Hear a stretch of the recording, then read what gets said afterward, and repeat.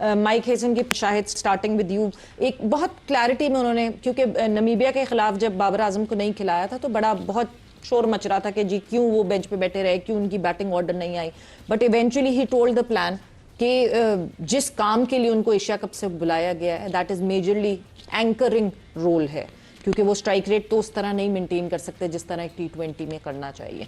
Early wickets गिरेंगी तो वो anchor करने की जॉब उनको मिल सकती, बट अगर तो एक जैसे फरहान खेल रहे थे, सेट हुए हुए थे, तो इस वजह से उनके साथ कोई एक्सेलरेटर ही चाहिए था। That was the major reason जिसकी वजह से बाबर को नहीं खिलाया। बाबर खेला, बैटिंग पे नहीं भेजा गया जी, बैटिंग पे नहीं भेजा। बैटिंग तो सवेरे फिर वही बातें दोबारा रिपीट करनी है हमने। नहीं, मैं सिर्फ ये पूछना चाह रही हूँ कि ये अप्रोच सही है कि अगर तो आप बाबर को सिर्फ एज एंकर देख रहे हैं कि अगर जल्दी ट्रिकल डाउन इफेक्ट होता और जल्दी एकदम से ऊपर की 3 विकेट गिर जाती। वो सिचुएशन भी आई थी अगेंस्ट इंडिया, नहीं कर पाए, वो नहीं हुआ था, ठीक है ना, वो हुआ नहीं।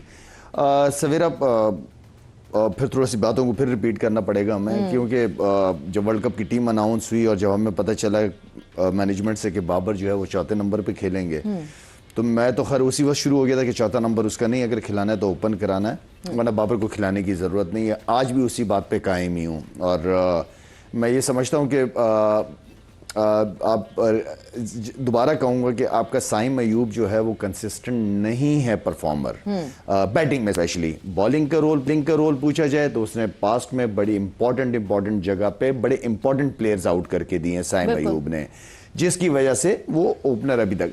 लेकिन एक लड़का नहीं किक कर रहा ओपन, नहीं परफॉर्म कर रहा, और एक लड़का जिसको हम जबरदस्ती 4थे नंबर पे लेके जा रहे हैं बाबर आजम को। बाबर पहले ओपन करता रहा है, तो आप उसको बाबर को ओपन करने दो। बाबर को जो क्रिकेटिंग शॉट्स हैं सर्कल के अंदर वो आप खेलने दे। सबसे ज्यादा फरहान को अपना स्ट्रेंथ का पता है कि उसने, उसको गेम का पता है कि उसने क्या गेम खेलना है। एक तरफ से आपकी एक साइड भी सेफ हो जाएगी, दूसरी तरफ से ये, ठीक है। अदरवाइज मैं हमेशा कहता हूं कि 2 प्लेयर ऐसे होने चाहिए जिसमें से एक प्लेयर चले जिसकी वजह से 6 ओवर में 60-70 रन लगे हुए हों। बाबर का इसके अलावा और कोई रोल नहीं है, या तो ओपनर या बिल्कुल नहीं, ठीक। इस कंडीशंस के अंदर, और मैं कह इसलिए रहा हूं कि ओपनर, क्योंकि आपका साइम परफॉर्म नहीं कर पा रहा सवेरा, तो आप थोड़ा चेंज करके देख लो। और आपने खिलाना भी बाबर को है, आपने रखना भी आपने है, बाबर को रखना भी है, तो रखा है तो फिर एज ओपनर रखो ना। 4थे नंबर तो पे तो बाबर का कोई काम नहीं है। तौसीफ साहब, प्लेइंग 11 में रखना भी है मगर फिर वो उस पोजीशन पे खिलाना भी नहीं। मगर एक चीज और जो बहुत इंपॉर्टेंट माइक हेसन ने अपनी प्रेस कॉन्फ्रेंस में कही, दैट वाज न्यूजीलैंड्स एक्सपोजर, जो कि इन द रीसेंट टाइम्स जिस तरह सब कॉन्टिनेंट में जो एक्सपोजर रहा है, माइक हेसन ने कहा न्यूजीलैंड का जिस तरह एक्सपोजर रहा है वो कभी कभार जो है वो साउथ एशियन टीम्स को चैलेंज कर देता है। जी हाँ, ये बात तो उन्होंने ठीक की है। और दूसरी बात ये है कि ज़ाहिर है जब आप किसी प्लेयर को खिलाते हैं तो उसका यूज़ क्या करना है ये सब है। और अभी शाहिद ने जितनी बातें की बिल्कुल, और क्या यूज़ है उसका, और यूज़ कहीं नज़र नहीं आ रहा। अगर वो आता है, अगर वो खेलता है, अव्वल तो जैसे बात की कि तो जगह ही नहीं बनती, अगर आप नीचे लेके जाते हो कोई जगह नहीं बनती। या तो बड़े फॉर्मेट में होकर के क्रिकेट हो, चलो बर्दाश्त कर लेंगे, लेकिन यहाँ कहीं भी।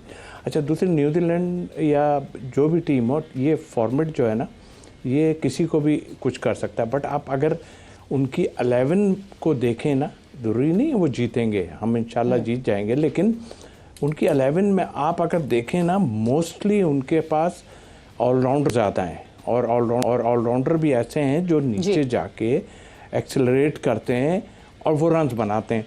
तो मेरा ख्याल है कि वो जो ये बातें उन्होंने की हैं ना, तो मुझे ऐसा लगता है कि अभी जैसे उन्होंने एक अल्फाज, शायद मुझे नहीं पता कि ख्वाजा ने वहाँ ये अल्फाज कहा है कि हम जो है सलमान अली आगा को फिट कर रहे हैं। फिट का लफ्ज़ इस्तेमाल किया उन्होंने। तो ये फिट का तो चक्कर होता नहीं ना, आपने जिसलिए हटाया है वो आपको पता है क्यों हटाया है। और बिल्कुल ठीक कह रहा है कि अगर ऊपर उसकी जगह नहीं बनती तो कहीं भी नहीं बनती। मुझे ऐसा लगता है कि चारों तरफ से एसमैन को भी, हमारे कोच को भी जो है घेर लिया गया है, और ना चाहते हुए भी वो अब बाबर को डाल रहे हैं, जो फीलिंग मुझे नज़र आ रही है। तो भैया ये आप लड़ाइयाँ पहले कर लेते सारी, बाद में क्यों कर रहे हैं? जब बिल्कुल ही हम लबे बाम आ चुके हैं तो आप ये लड़ाइयाँ अभी करने का फ़ायदा नहीं है यार। देखें, दूसरी टीमों को देख के भी सीखता है आदमी कि क्या है। आप सुन रहे हैं कि टीम चेंज नहीं हो रही, मेरे हिसाब से तो आप अभी वेदर को देखेंगे और वेदर में क्या आपको करना है। ये होता है कि जब वेदर ऐसा हो, थोड़े ओवर और इससे भी जो है वो कम हो जाते हैं, तो फिर आपको पहले फील्डिंग ही करनी पड़ती है। बॉलिंग आप नहीं करते और कम होने के बाद, मेरे हिसाब से नहीं होता है। इसलिए कि आप एक टारगेट सामने होता है, सिंपल बात है कि उसको आप चेस करते हैं सारा।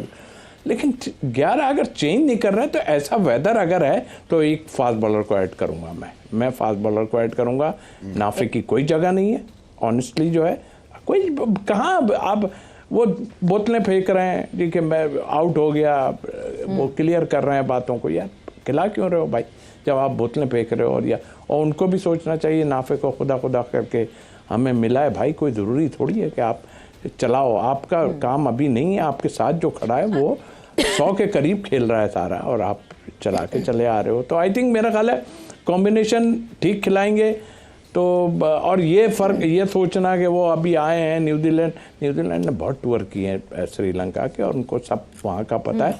बहरहाल आई होप इंशाल्लाह नाफे की इंक्लूजन तौसीफ साहब ऐसा लगता है कि एक नी जर्क रिएक्शन था इंडिया के खिलाफ, बट माइक हेसन ने एक्चुअली कहा क्या, जरा वो दिखाते और सुनाते हैं और उसमें जरा और डिटेल में बात करते हैं कि और क्या।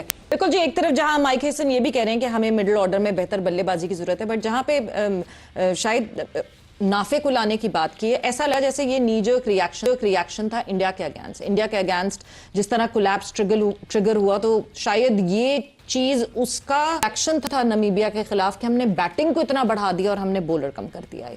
वो रिएक्शन अब शायद स्टेबिलिटी आपको लगती है कि नमीबिया के अगेंस्ट जीतने के बाद थोड़ा सा स्टेबलाइज होके हम वापस एक बैटर कम कर दें और एक बॉलर बढ़ाएं? सवेरे जब आपने वीक होमवर्क होते हैं ना, जो लापरवाही से होमवर्क करते हैं ना, बस वैसे कि मैंने होमवर्क करके दिखा दिया, ठीक है ना, कोई होमवर्क नहीं था। यहाँ से ऑनेस्टली कोच का पता चलता है कि किस सोच का मालिक है। बहुत ही वीक कोच है जो कि डिसीजन नहीं ले सकता सिर्फ प्रेशर में आके, ठीक है ना।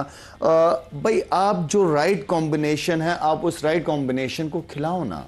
आप किससे डर रहे हो मुझे ये बताओ? आप मीडिया से, सोशल मीडिया, क्या ये देखते हो हर वक्त मोबाइल हाथ में होता है क्या? ओ भाई, जो बेहतर कॉम्बिनेशन अगेंस्ट एनी ऑपोजिशन, आप अपने प्लान्स चेंज कर सकते हो। इंडिया ने अपनी एग्जांपल दिखा दी अगेंस्ट पाकिस्तान। बिल्कुल। तो इसी तरह आप जो थे वो उसको, उस लड़के को, फखर को खिला देते इंडिया के खिलाफ। रिकॉर्ड अच्छे हैं ना यार, हमने क्यों सीनियर्स को रखा? मतलब आप डिसीजन लेते हुए या तो घबरा रहे हो, या आप इस काबिल ही नहीं हो कि पाकिस्तान टीम की कोचिंग करो, या आप इस काबिल ही नहीं हो कि मुश्किल सिचुएशन में या मुश्किल बड़े इवेंट्स के अंदर टीम की क्या तैयारी की जाती है, किस प्लेयर को कहां पे यूटिलाइज किया जाता है। इसका मतलब वीक कैरेक्टर ही वीक है आपका, आप डिसीजन ही नहीं ले सकते यार। डिसीजन, वाकई एक डिसीजन की बात हो रही है कि आपको डिसीजन आप जब ही ले सकते हैं तौसीफ साहब जब आपको प्रॉपर पोटेंशियल पता हो अपने प्लेयर्स का। और अगर एक कोच को और कप्तान को पोटेंशियल ना पता हो, जिसकी एक बहुत बड़ी एग्जांपल हमारे सामने उस्मान तारिक की यूजेज है कि जिस तरह हम उस्मान तारिक को यूज कर रहे हैं, सेफ करके यूज कर रहे हैं, इंस्टेड के उसको हम अटैकिंग बॉलर की तरह इस्तेमाल करें और जब जब विकेट निकालनी हो तब तब इस्तेमाल करें। तो इसका मतलब ये कि प्रॉपर यूटिलाइजेशन की समझ अभी तक माइक हेसन को नहीं हुई प्लेयर्स की, इतने अरसे से हैं अब तो टीम के साथ।